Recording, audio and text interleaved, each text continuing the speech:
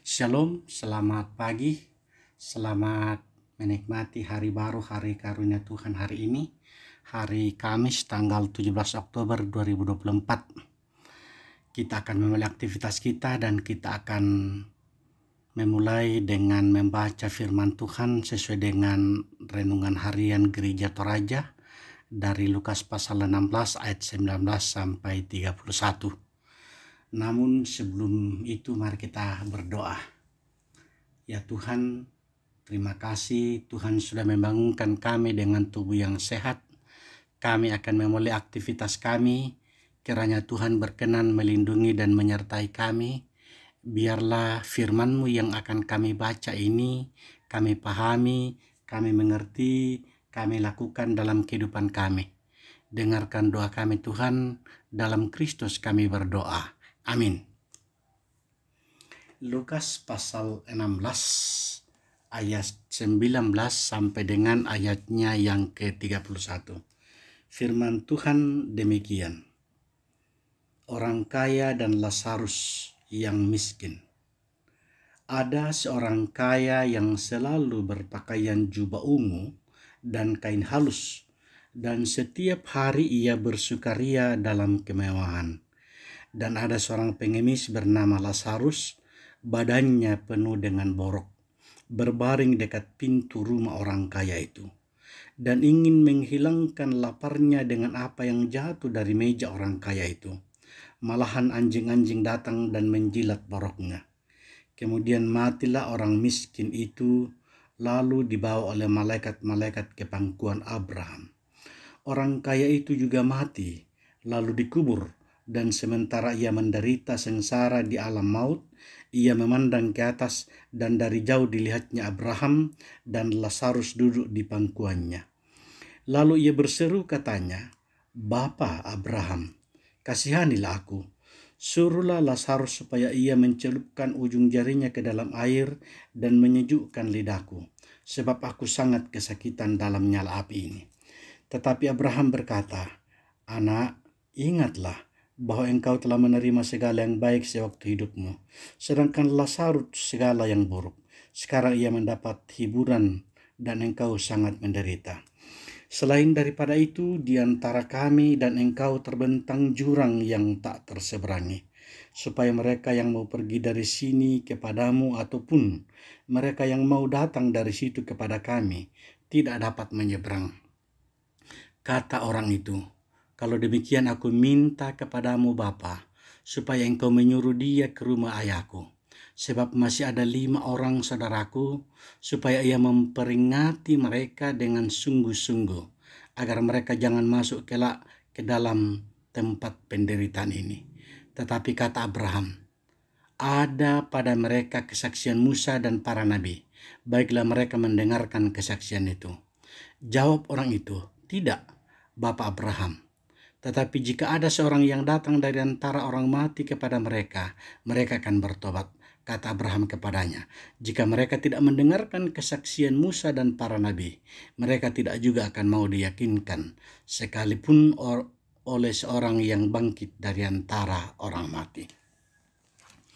Ibu bapa, saudara-saudara yang dikasihi di dalam Kristus Yesus, dari bacaan ini saya memberikan tema renungan pagi hari ini, yaitu mempersiapkan hari esok. Mempersiapkan hari esok. Ada sebuah kisah yang cukup menarik yang saya pernah dengar. Ada seorang pendeta yang mengajar katekisasi dan bertanya kepada seorang peserta katekisasi. Ditanya oleh pendeta, "Apa tujuan hidupmu?"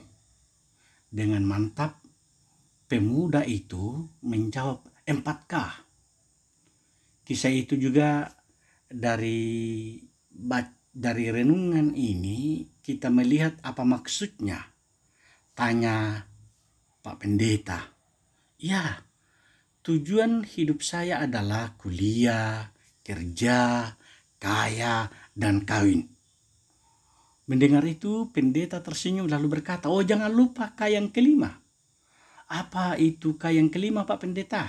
tanya pemuda itu dengan penuh gairah, dengan semangat. Sang pendeta menjawab, "Kuburan." Pemuda itu terkejut lalu diam 1000 bahasa. Ia tidak tahu hendak mau berkata apa karena ia memang tidak siap untuk K yang kelima itu. Ibu bapa, saudara-saudara yang dikasihi di dalam Kristus Yesus, banyak orang yang siap hanya untuk 4K sama seperti pemuda tadi. Dan lupa tentang adanya K yang kelima, yaitu kuburan. Ketika mereka sadar seringkali sudah terlambat. Hal seperti itulah yang terjadi pada orang kaya yang diceritakan dalam Lukas 16 ayat 19 sampai 31. Dia menjadi sadar justru ketika jasadnya sudah berada di liang kubur. Dia lupa mempersiapkan hari esok. Dia lupa mempersiapkan masa depan, yaitu saat kematian itu datang menjemput. Dalam teks ini kita melihat kisah orang kaya dan Lazarus yang mengajarkan kepada kita bahwa sebaiknya kita mempersiapkan diri untuk menghadapi hari esok, untuk menghadapi kematian yang adalah pada waktu hidup, bukan sesudah kematian itu datang. Pada waktu kita hidup, kita mempersiapkan tentang kematian. Orang kaya itu tidak disebut namanya. Hidup mewah, hidup senang, sedangkan Lazarus hidup miskin dan menderita. Tetapi sesudah mati hal yang sebaliknya terjadi.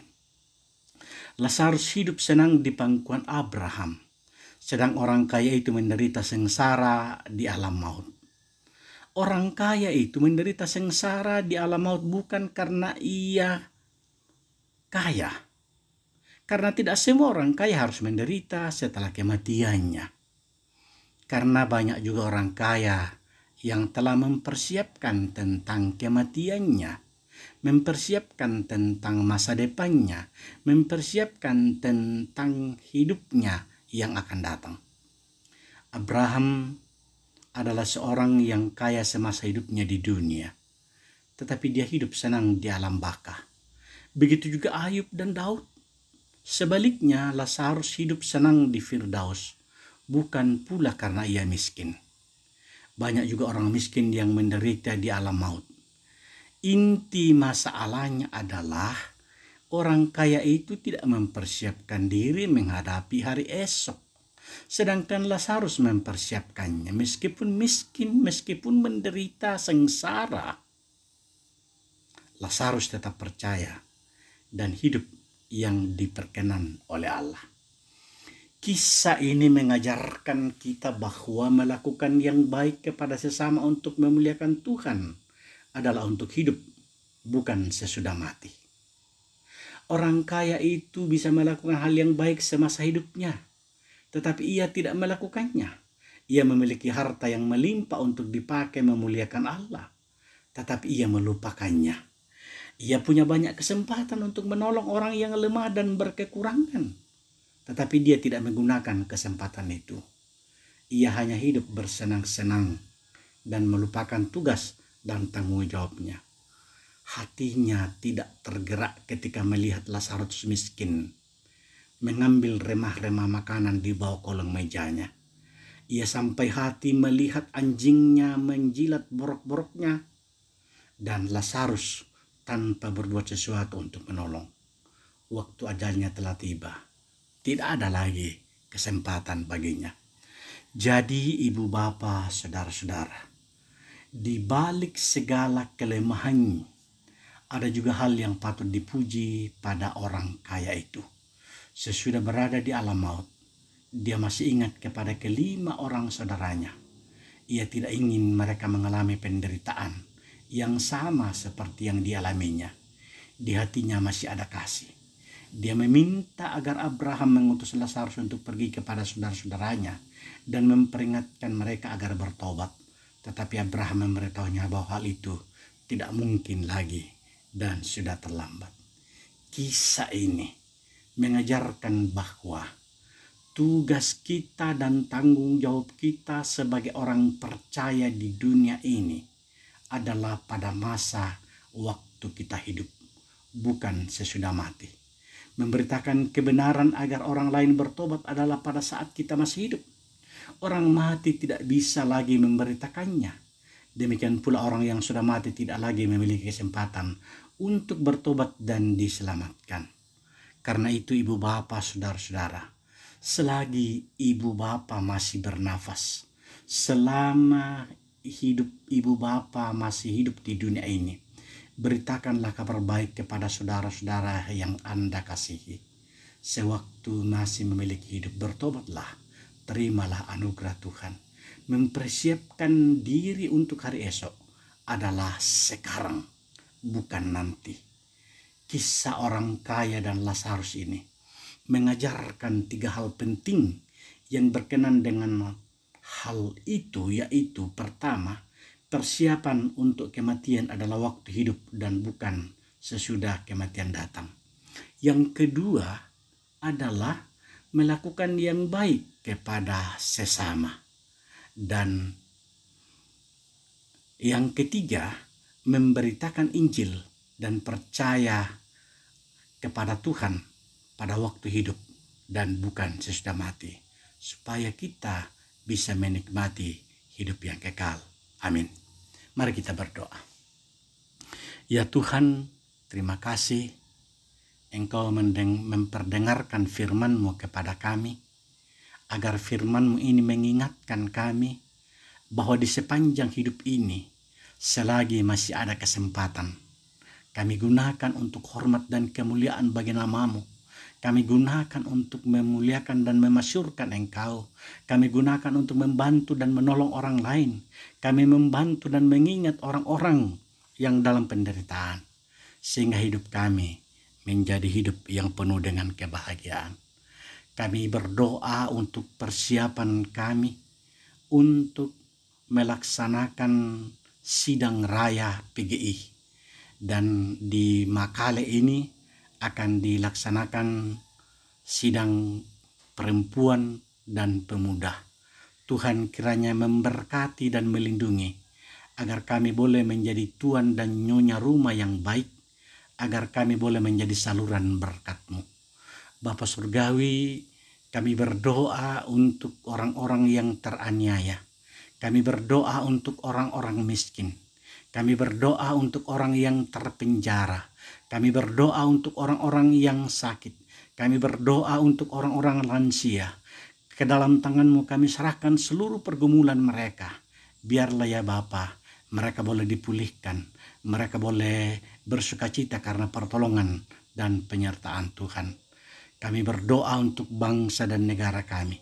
Karuniakan kepada kami kedamaian, ketentraman dan ketenangan, agar kami boleh menikmati hidup yang penuh dengan sukacita dan damai sejahtera. Dengarkanlah doa kami, dengarkan permohonan kami, ampunkan salah dan dosa kami Tuhan, karena kami berdoa kepadamu, di dalam Kristus kami bermohon. Amin. Selamat beraktivitas, kiranya Ibu Bapa senantiasa dalam lindungan dan penyertaan Tuhan. Kursumangat, buang umpasake kami.